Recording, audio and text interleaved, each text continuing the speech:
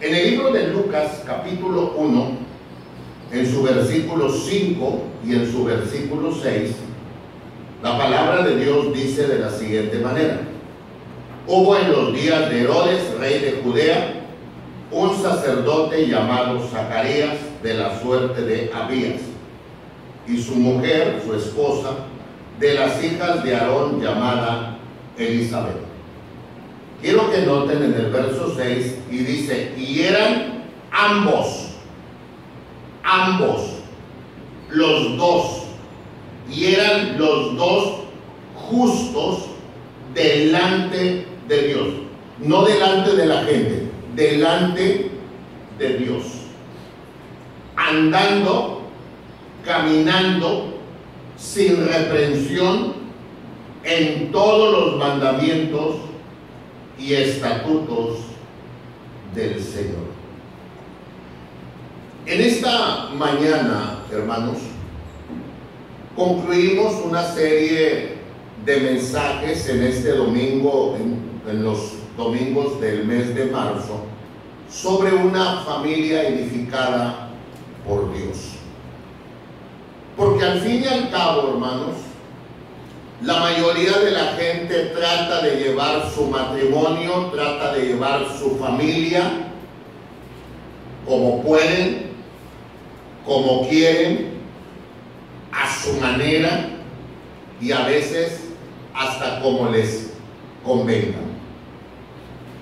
Sin embargo, los cristianos debemos de marcar la diferencia, porque la enciclopedia para la familia o para el matrimonio la encontramos en el libro de Efesios, en el libro de Colosenses y en el libro de Primera de Pedro. Si queremos saber cómo debe de ser el marido de acuerdo a lo que la Biblia dice, o cómo debe de ser la esposa, o cómo debe de ser el padre, o cómo debe de ser la madre, o cómo deben de ser los hijos, o cómo debemos de ser entre los hermanos carnales, el libro de Efesios, Colosenses y Primera de Pedro tiene la respuesta. Si no lo hacemos de acuerdo a lo que la Biblia manda, es muy probable que la familia y el matrimonio simplemente no va a funcionar. De hecho, nadie se casó para ser infeliz. Y tampoco trajimos hijos al mundo para que nos amargaran la vida. Tampoco quiere decir que casarme o tener hijos es un 50% que nos va a ir bien y es un 50% que nos va a ir mal. Hay quien piensa que en el matrimonio te va bien porque te tocó la buena suerte, y en el matrimonio y en la familia te fue mal porque te tocó la mala suerte. No depende de la suerte, depende de las decisiones correctas o equivocadas que nosotros tomamos. Pero también, ¿qué es lo correcto y qué es lo equivocado?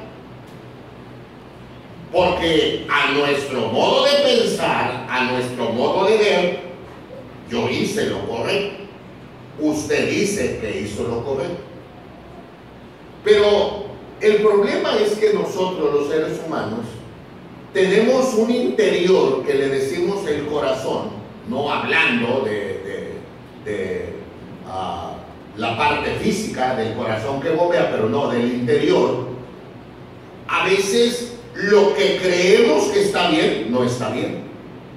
Y lo que sentimos que está bien, a veces tampoco está bien. Y lo que a veces sentimos que es malo, a veces tampoco es malo.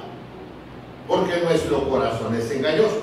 Entonces, ¿de acuerdo a qué hago lo correcto o de acuerdo a qué hago lo incorrecto? Bueno, otra vez. Ustedes recordarán en el segundo mensaje de este mes de marzo, predicaba de que el diseño de Dios para la familia, quien diseñó al hombre y a la mujer y los unió el matrimonio, para que de él viniese la familia, fue Dios el que lo diseñó.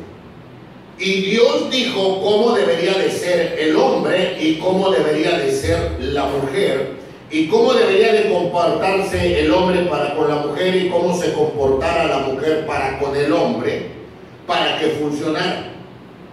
Y luego de esa unión, si es la voluntad de Dios y viene la familia, Dios dice cuál debería de ser la relación de los padres para con los hijos y los hijos para con los padres, para que funcionara. Ahora, cuando algo no funciona, es porque no se está haciendo las cosas correctas. Y entonces llega un momento en que los culpables somos nosotros.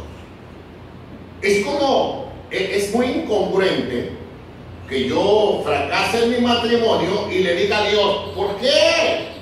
Tú tienes la culpa. O mis hijos son lo peor, es que tú eres el culpable. ¿Por qué no me diste hijos buenos? A ver, ¿por qué? Cuando la verdad, hermano, es que quizás yo me casé con una diabla. Ni siquiera Dios tuvo que ver, yo fui el que escogí eso. Porque a mi modo de pensar, yo pensaba que esa mujer era la mejor, que yo estaba enamorado y que esa era la voluntad de Dios. Y resulta que no. Yo fui el que me metí en el problema. Entonces a veces queremos culpar y la verdad no. Cada uno de nosotros pues cometemos nuestros errores y los vamos a pagar. Pero pensando en todo esto, llegamos al libro de Lucas, capítulo 1, y encontramos, y le voy a poner un tema al mensaje que luego lo van a relacionar con algo, pero ese algo no tiene nada que ver. Hoy le quiero poner al tema de este mensaje una familia de 10. Porque es una familia de 10. No es la familia de 10 del programa Toda Disfuncional de don Plutarco López, no, esa no, sino de 10, porque la conducta de la esposa, la conducta del marido y la conducta del hijo, la conducta de papá, la conducta de mamá y la conducta del hijo era de 10. No estamos hablando de perfección, hermanos, porque si así fuese, entonces nosotros nos vamos a sentir bien deprimidos, que somos un fracaso total. No, está hablando de personas humanas, de personas que se pueden equivocar, que tienen sentimientos y emociones como cualquiera de nosotros, pero que trataron de hacer lo correcto conforme a lo que Dios estableció. ¿Por qué digo que la familia de Zacarías y Elizabeth era una familia de 10?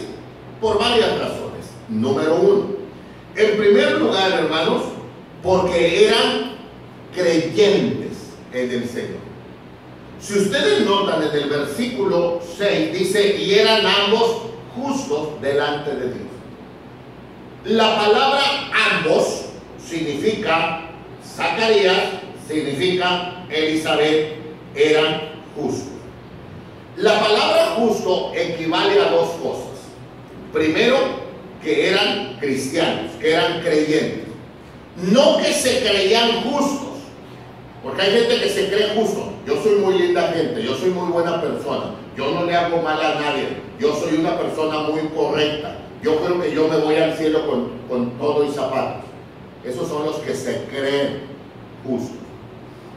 Pero la palabra justo aquí significa que ellos se reconocieron en su momento pecadores delante de Dios, rogaron a Dios de su perdón y Dios les dio ese perdón que los justificó delante de Dios.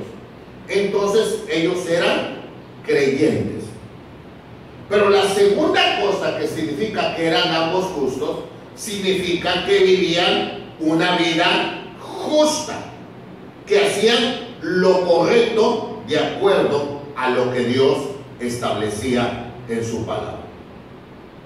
Ahora, esta familia, que le he titulado una familia de 10, era una familia creyente.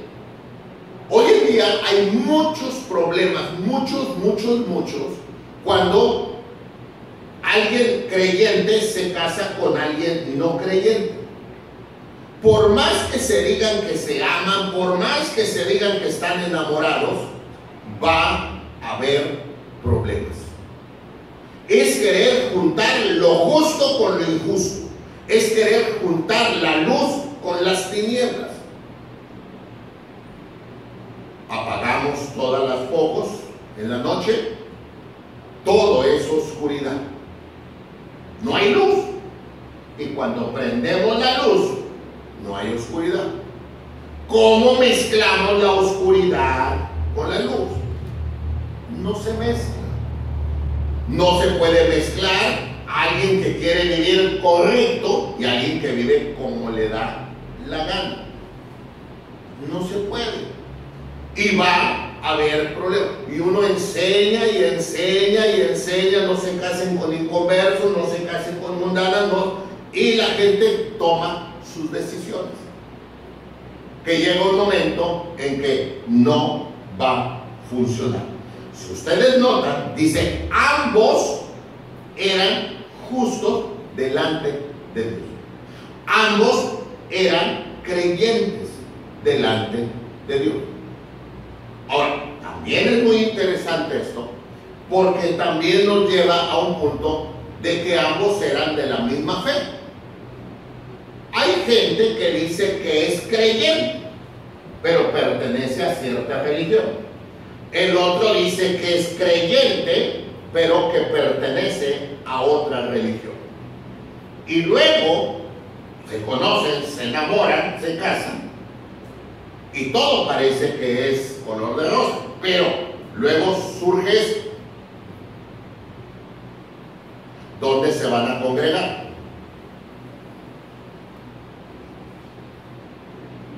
¿En la de acá o en la de acá? Y luego cuando lleguen los hijos, uno dice que esto es la verdad y el otro dice que esto es la verdad.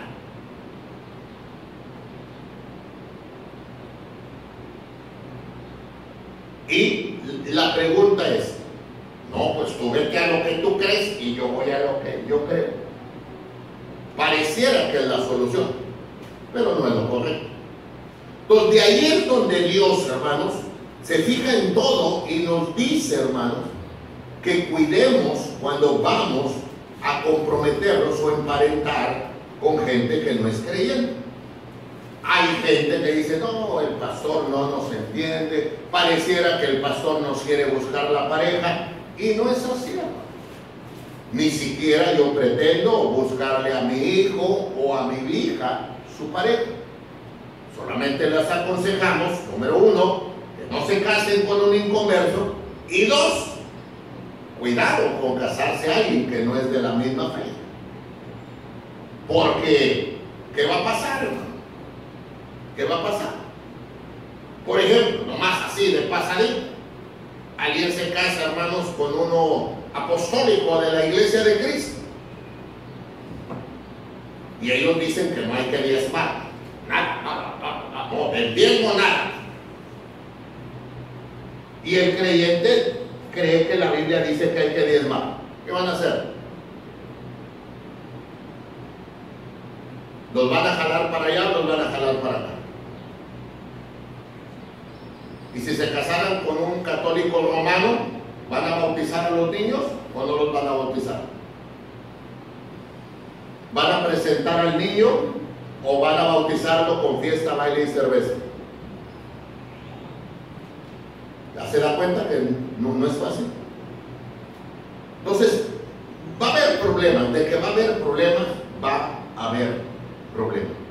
Entonces, de ahí, hermanos, es donde este matrimonio empieza con buenos cimientos.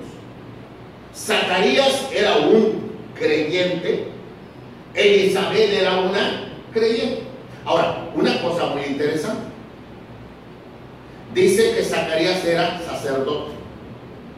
A veces quisiera saber de dónde sacaron que los sacerdotes no se pueden casar. Y muchos por eso están frustrados, amargados y hacen cosas que no deben porque como que los han obligado a no casarse. Porque entre menos te cases eres más santo. A veces parece que sí, pero no es así. Él era casado. Y lo más tremendo es que la Iglesia Católica dice que Pedro fue el primer papa. No más que hay un problema. Pedro tenía suegra.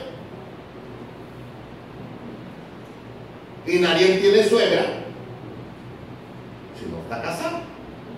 Entonces Pedro era casado. Entonces toda esta invención de cosas hace que la gente crea cosas que no es, y luego hay esos problemas. Pero este no es el punto que estoy tratando.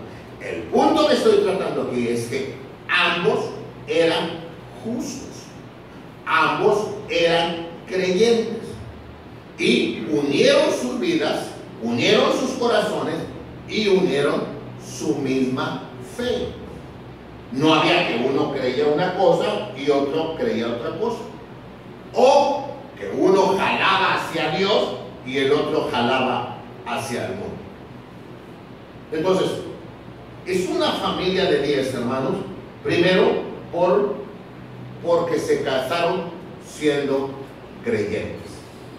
Pero la segunda razón, hermanos, que era una familia de 10, es porque trataban de vivir en obediencia delante de Dios. Si ustedes notan en el verso 6, si eran ambos justos delante de Dios, andando sin reprensión en todos los mandamientos y estatutos del Señor.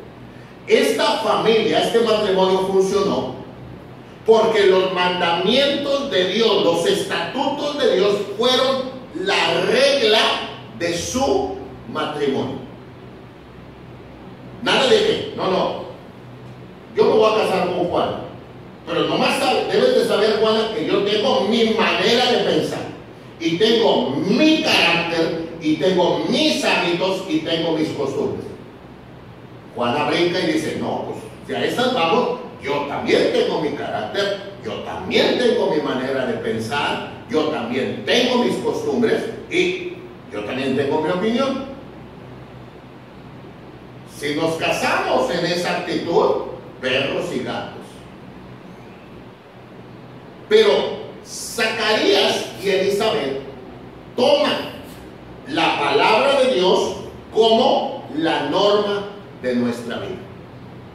Andando significa caminando sin represión en los mandamientos, lo que Dios dice. Dios dice que la ame, la voy a amar.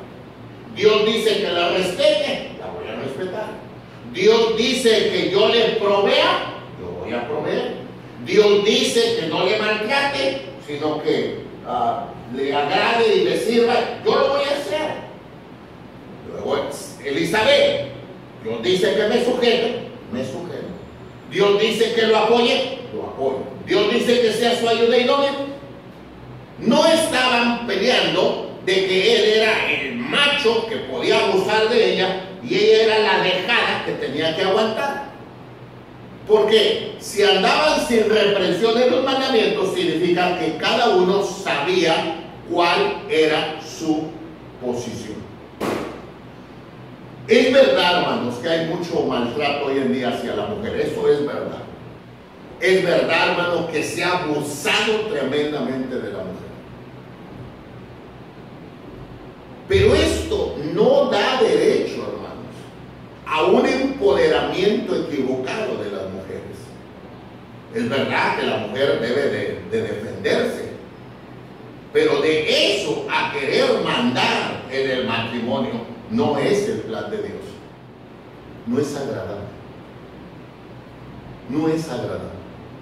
Nunca fue el plan de Dios que la mujer esté gobernando hacia el hombre. No es. Y no estamos hablando de que la mujer no es capaz. La mujer es tan inteligente como el hombre. La mujer es tan capaz como el hombre. Pero ¿dónde están los hombres? Díganme, ¿dónde están los hombres? Si ustedes saben Biblia, ustedes sabrán que Dios le dio un lugar a la mujer, ¿no?, para, bajo sujeción de un marido, al cuidado de los hijos y la reina del hogar, por donde le quieran buscar. Ahora, si usted quiere argumentos de ustedes, es su problema, pero ese es lo que Dios establece en su palabra. Yo puedo asegurarles, hermano, que esas candidatas, si están casadas al pendiente del marido, no están. Al pendiente de los hijos, no están. ¿Qué van a saber ellas de lavarle la ropa al marido? Pues para eso está aquella y todo. Y luego se quejan porque se enredan con quien no debe. Pero bueno, ese no es el punto.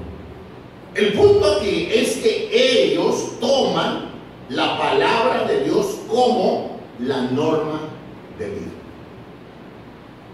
No, es que esto es lo que yo siento. No de que sientan ni quieran, nomás lo que Dios dice en su palabra. Vamos a suponer que la mujer está muy metida, hermano, muy metida bajo la autoridad de sus padres, o el hombre está muy metido bajo la dirección de su madre. Bueno, vamos a ver qué Dios dice.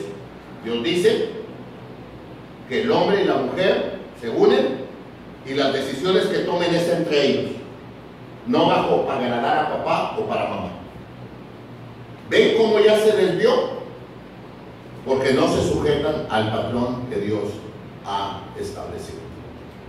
En el asunto del dinero, si el hombre se hace un irresponsable, la Biblia le dice: hey, tú eres el responsable. Si la mujer despilfarra dinero, Dios dice: hey, así no es, hay que cuidar. Entonces, como pueden ver aquí, Dios no le da un empoderamiento al hombre para humillar a la mujer, ni tampoco, hermanos, le da un empoderamiento a la mujer para que humille al hombre, porque esa no es la función. Dios quiere que los dos se amen, se respeten, se valoren y juntos, hermanos, se puedan vivir para agradar a Dios. Ahora, un error que se comete en el matrimonio es: me casé para ser feliz. Error, pero error garrafal. Eso quiere decir que yo soy un amargado, un frustrado, pero me voy a casar para ser feliz. O sea, ella me tiene que hacer feliz a mí. Esto no funciona así. ¿Cómo funciona? No. Yo soy feliz. Y yo me casé para compartir mi felicidad con otro. No me casé para ni ser infeliz, ni para ser infeliz a la persona. Desafortunadamente, hermanos, a veces a la calentura se le llama amor, a la pasión se le llama amor. Pero esto no es así. A veces, hermanos, la atracción se le llama amor. ¿Sabía usted que hay hombres o mujeres que se enamoran de un cuerpo y no de la persona? Cuando el cuerpo cambia, porque cambiamos, casi siempre es para inflarnos. Yo me casé siendo 31 de cintura.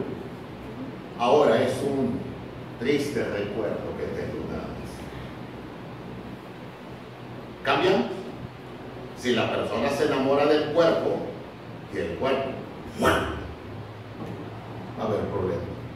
Pero si se enamora de la persona, del carácter de la persona, de la amabilidad de la persona, de la sencillez de la persona, del buen carácter de la persona, esa es otra cosa. Esta es una familia, hermanos, que funciona porque tomaron la palabra de Dios como la regla de su vida. Pero hay una tercera razón. Si ustedes notan, hermanos, hay una tercera razón. Y eran ambos justos delante de Dios.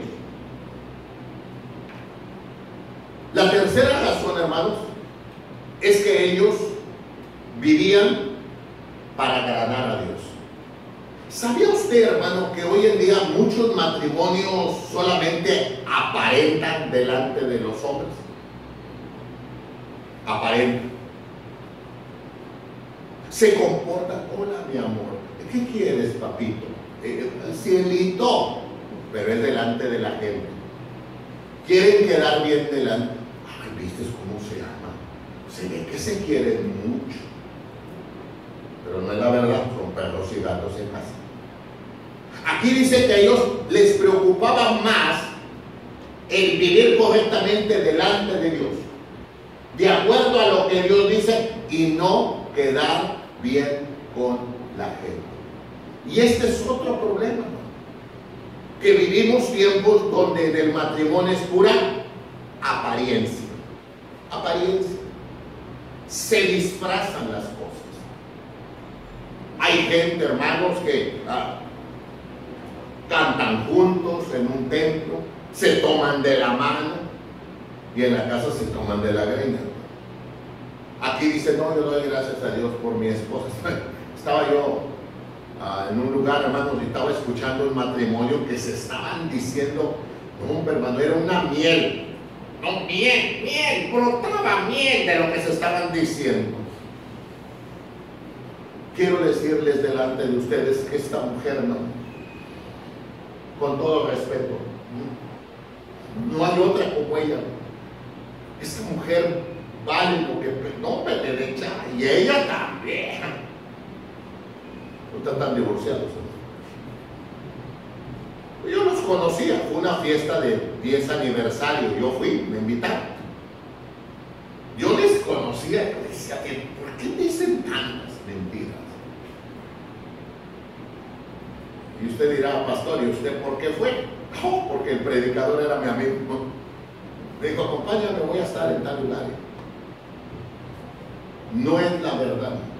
Pero Zacarías y Elizabeth, hermano, les preocupa más que dirá Dios que dirá de la gente. No quiero ser halagado por la gente, hermano. Yo no quiero que la gente diga, no, qué buen marido, o qué buen padre, o qué... No. Lo que Dios diga, lo que Dios opine de nosotros, esa será la verdadera realidad. ¿Para qué aparentar? No tenemos que aparentar nada, hermano. Y hay gente que vive de las apariencias. Parece que se tratan bien, parece que se aman, parece que se respetan, parece que está funcionando, parece que ahí la llevan. Y la realidad, hermanos, es que es pura, pero pura mentira. Pareciera, hermano, que ya agarramos costumbres equivocadas de pensar que aquí está Dios. Ese es el problema, hermano, aunque a veces la gente no lo crea. Ese es el problema de la iglesia universal, la iglesia de las catedrales. Ellos van el domingo a la catedral, al santuario, y piensan que ahí está Dios. Luego termina la reunión y se van a su casa y viven como les da la gana, porque ahí no está Dios. Yo nomás vengo al templo a buscar a Dios. Eso es mentira. Si de verdad yo tengo a Cristo en mi corazón, hermanos, yo debo de meter a Cristo en mi casa. Y por eso en mi casa debo de comportarme correctamente, con un respeto, con una valoración, con un aprecio y con cosas buenas para mi esposa, porque ahí está Dios. Y por eso en el trabajo voy a llegar temprano y voy a ser responsable, porque Dios también está en mi trabajo. Y cuando ande en la calle voy a comportarme lo más correcto, porque ahí está Dios. No lo encajonamos en un santuario, sino que si Él es Emmanuel, Dios con nosotros, entonces yo me voy al mercado, ahí va Dios. Yo me voy a la escuela, ahí va Dios. Yo me quedo en casa, ahí está Dios. Yo salgo de viaje, no puedo andar haciendo cosas, diciéndole cosas a las mujeres, o robando, haciendo, porque Manuel es Dios con nosotros. Dios está aquí. Entonces, como puede ver, hermano, Zacarías y Elizabeth dice que eran ambos justos delante de Dios. Ellos trataban, hermanos, de agradar a Dios, de quedar bien con Dios, y no vivían de las apariencia. Porque las apariencias lo único que hacen es quedar bien con la gente. Quedar bien con la gente. Voy a explicar esto un poquito más. Un día, según el capítulo 4, versículo 36-37 por ahí, dice que Bernabé vendió un terreno y dio todo el dinero al templo. Nadie lo obligó, hermano, nadie, ni el pastor le insinuó ni nadie. Él de su corazón lo hizo. Por seguro la iglesia dijo, hombre, qué hermoso, ¿no? O qué bonita acción del hermano. Pero resulta que Ananías y Zafira se toma la decisión y dicen, nosotros también tenemos un terreno y lo vamos a vender. Nadie los presionó y les dijo, y no voy a diezmar, lo voy a dar todo. Públicamente, qué generosos. No, qué hombre tan generoso. Y luego, pero qué mujer tan generosa, porque, oye, qué corazón ella. No, si mi esposo quiere dar todo, que lo dé por mí, no hay ningún problema. Pero en casa, ya cuando vendieron el terreno, el hombre dijo, no, hombre, es bastante. Y en peligro ni lo sepan usar bien en el templo. ¿Verdad, vieja? ¿Cómo ves tú? La mujer, en vez de decir, ¿sabes qué, viejo? Tú abriste la boca y dijiste que lo ibas a dar todo, así que dalo todo, porque así dijiste. No, la mujer también de alcahueta.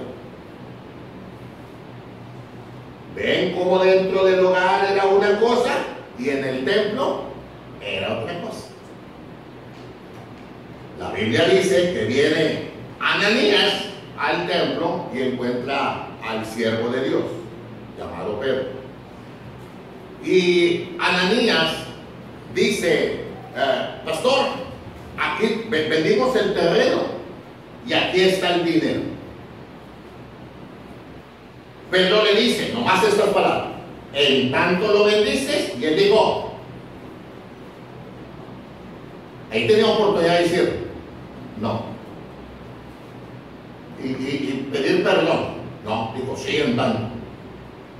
A lo que el predicador le dijo, el terreno era tuyo, tú lo podías haber vendido, era tuyo.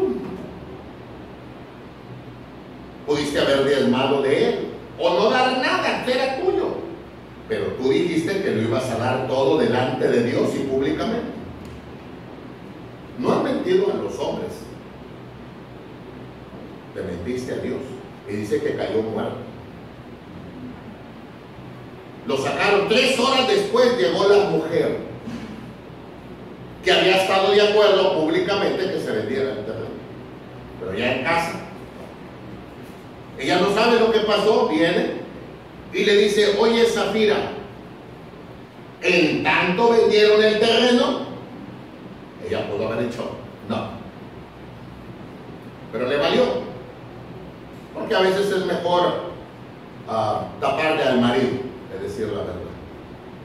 Y ella dijo sí. Y dice, pero ¿por qué mienten? El terreno era de ustedes, pero ustedes hicieron una promesa. Mira, ven los que están allá afuera, ellos sacaron hace 3 horas a tu marido, te van a sacar a ti, paz, cayó muerto. A donde quiero llegar, hermano, es que era una vida de apariencias, que delante de la congregación y de la gente se miraban generosos y muy de acuerdo en todo, pero en casa no era la verdad. Ahora, es una familia de 10 hermanos, porque los dos eran creyentes. Era una familia de 10 porque los dos tomaron la palabra de Dios como la regla, la norma de su vida. Y tercero, porque era un matrimonio que no vivía de las apariencias, sino de hacer lo correcto.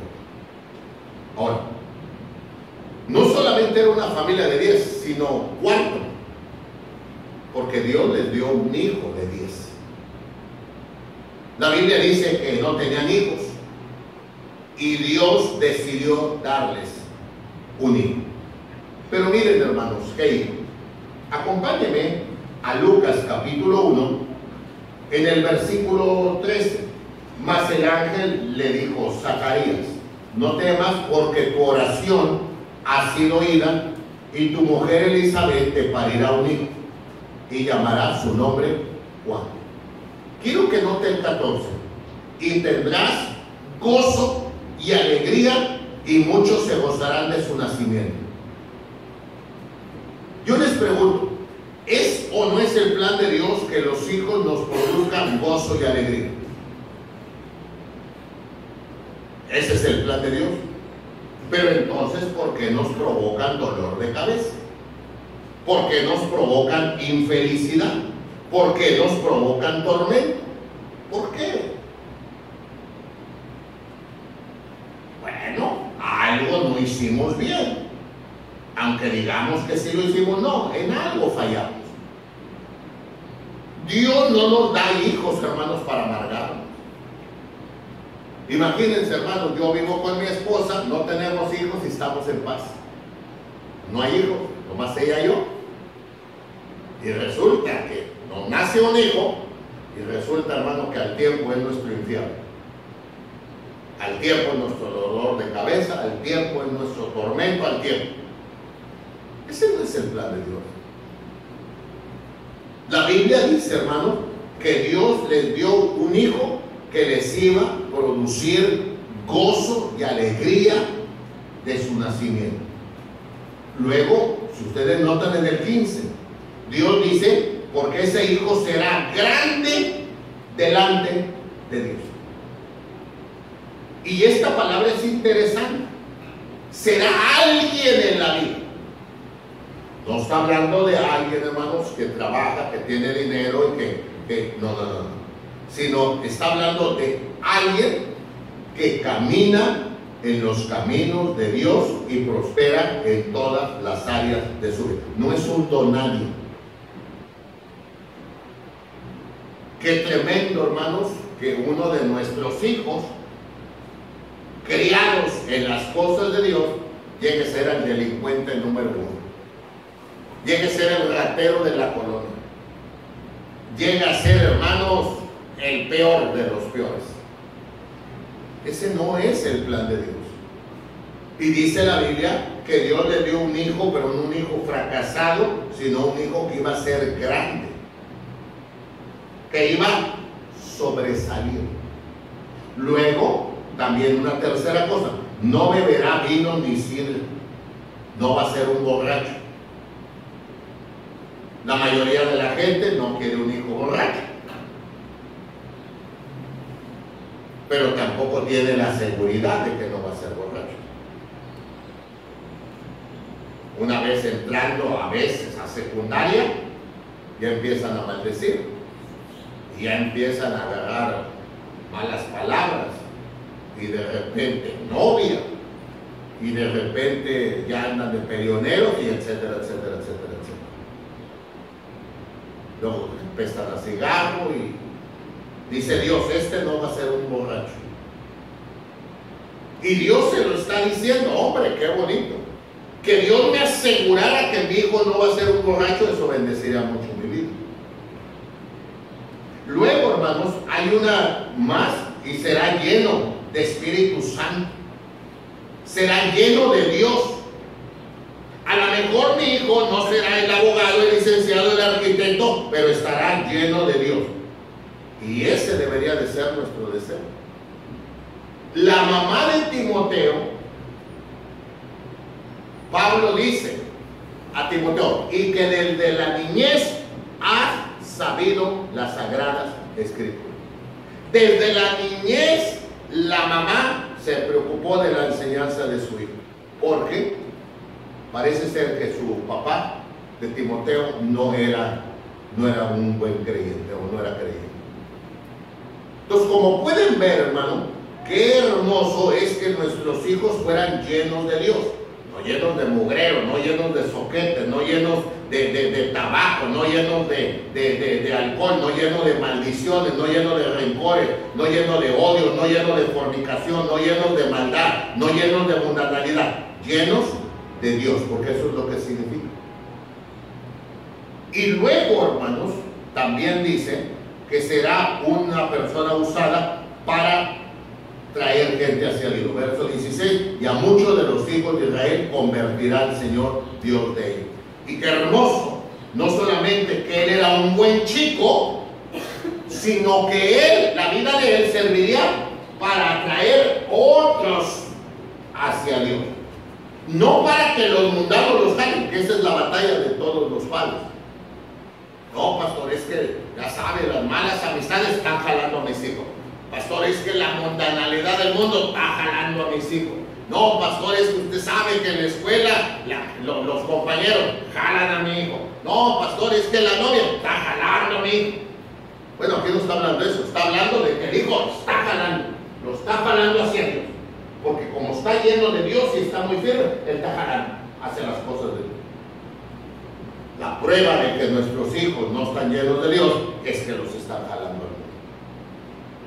No está hablando de una familia perfecta, hermano, sino está hablando de una familia, hermanos, muy humana como nosotros, pero que cuando tomó las reglas de Dios para su vida diaria en la familia y en el matrimonio, las cosas fueron mejor. Nosotros, hermanos, deberíamos de, una vez más, volver a los principios de Dios, y tanto el papá como la mamá, el marido como la esposa, ya no peleen a ver quién tiene razón y quién gana. Vámonos a la Biblia. Vámonos a la Biblia. Y no estemos esperando, hermano, a decir, sí, pastor, yo voy a cambiar cuando cambie mi esposa. La esposa dice, pastor, yo sé que yo estoy mal, pero voy a cambiar hasta que mi marido cambie. Esto no funciona así. Yo reconozco que estoy mal en esta área, ok, yo me voy a componer, yo lo voy a hacer. No, pero ¿qué tal si tú es? No, lo que ella haga es otra cosa, yo lo voy a hacer y voy a mejorar, yo voy a poner mi parte, yo voy a honrar a Dios y que Dios ayude a mi esposa para que tome una buena decisión. Porque si estás esperando a que ella cambie, imagínate, tú vas a seguir igual. Y la cosa es que las cosas se van a empeorar. Hermanos, nadie se casó para ser infeliz. Nadie se casó para estar resignados a vivir. Pues ya no nos queremos, pastor, pero pues por los hijos. Qué feo. Qué feo, créanme, hermanos, qué feo. Qué feo es estar con Juana o con Petra por el qué dirán. No, yo nomás quiero hacerlo mejor, porque yo quiero hacerlo correcto, hermano. Porque yo quiero ser bendición para mis hijos.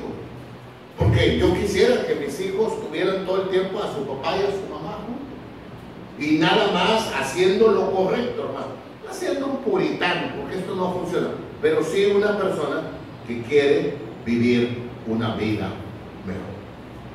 Pero eso sucede cuando Dios interviene. Cuando no interviene, hermano, cada uno hace, no, es que yo no lo voy a dejar, pastor, porque a mí ninguna vieja me va a mandar. Y luego la mujer dice, no, tampoco peladitos creen que no, si yo también puedo. No es que yo doy dinero, no es que yo también. ¿Ven cómo cada quien está jalando para su lado? Cuando, si de verdad hubiera un verdadero amor, hay un buen respeto. Y lo que menos debería de pasar por mi mente es dañar la vida y el corazón de mi pareja. Al contrario, hermano, te voy a amar y cuidar y respetar y valorar y apreciar y quiero lo mejor para ella. Pero es porque estoy conectado con lo que Dios establece. Si acaso yo hago todo eso y mi esposa es terrible, bueno, Dios se va a encargar de ella. Dios se va a encargar de ella. Y si yo trato de ser la mejor esposa y el marido es terrible, pues Dios se va a encargar de él. Usted agrade a Dios y no más. Y Dios se encargará de los demás. Tratemos de ser los mejores padres en todas las áreas.